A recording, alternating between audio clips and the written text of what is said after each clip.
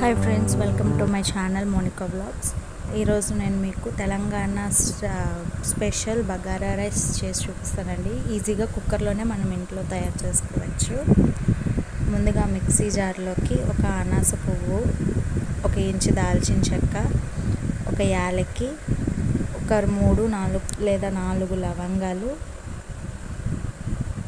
కొన్ని మిరియాలు, కొంచెం జీలకర్ర, అలాగే కొంచెం ధనియాలు, గసగసాలు. జీలకర్ర, ధనియాలు, గసగసాలు సేమ్ క్వాంటిటీలో తీసుకోవాలండి.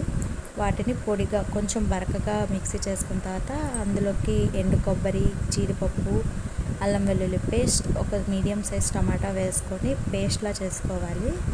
ఇప్పుడు కుక్కర్ పెట్టుకొని అందులోని 3 లేక 4 స్పూన్ల నెయ్యి కానీ నూనె కానీ వేసుకోవచ్చండి. నెయ్యి వేసుకుంటే ఆ ఫ్లేవర్ బాగుంటుంది. ఇప్పుడు అందులోకి దాల్చిన చెక్క, బిర్యానీ ఆకు, యాలకులు, లవంగ, షాజీరా వేసుకోవాలండి. ఈ బగారా రైస్ అంతటికి ఫ్లేవర్ని ఇచ్చేది షాజీరానే. వీటిని మసాలాలన్నీ బాగా వేపుకున్నాక పచ్చిమిరపకాయలు వేసి వేపుకోవాలండి. ఫస్ట్గా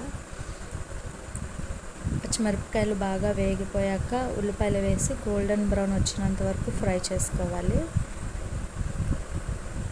ఉల్లిపాయలు బాగా వేగిపోయాక అందులో ముందుగా పేస్ట్ చేసి ఉంచుకున్న మసాలాలని వేసి బాగా ఫ్రై చేసుకోవాలండి.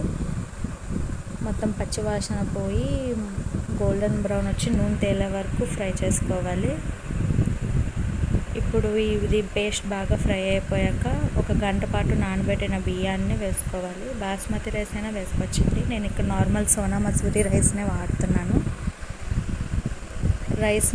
బియ్యాన్ని వేసి బాగా కలుపుకోవాలండి. కింద మీద బాగా కలుపుకోవాలి. వాటర్ ఏమీ ఉండకూడదు. బాగా కలుపుకున్నాక అందులోని 1కి 2 చొప్పున వాటర్ వేసుకోవాలి. అంటే 1 గ్లాస్ బియ్యానికి 2 కప్పులు వాటర్ వేసుకోవాలి.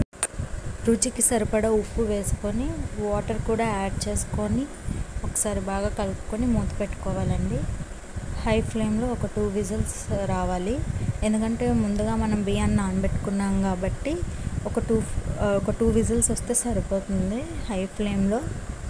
అదే అప్పటికప్పుడు చేసుకున్నట్టయితే ఒక 3 విజిల్స్ పెట్టుకోవాలండి.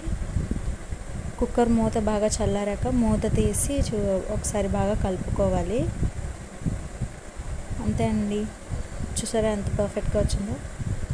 అంతే అండి, వేడివేడి బగారా రైస్ రెడీ. దీన్ని మీరు ఏదైనా గ్రేవీ కర్రీతో సర్వ్ చేసుకుంటే చాలా బాగుంటుందండి. Okay, bye bye. Thank you.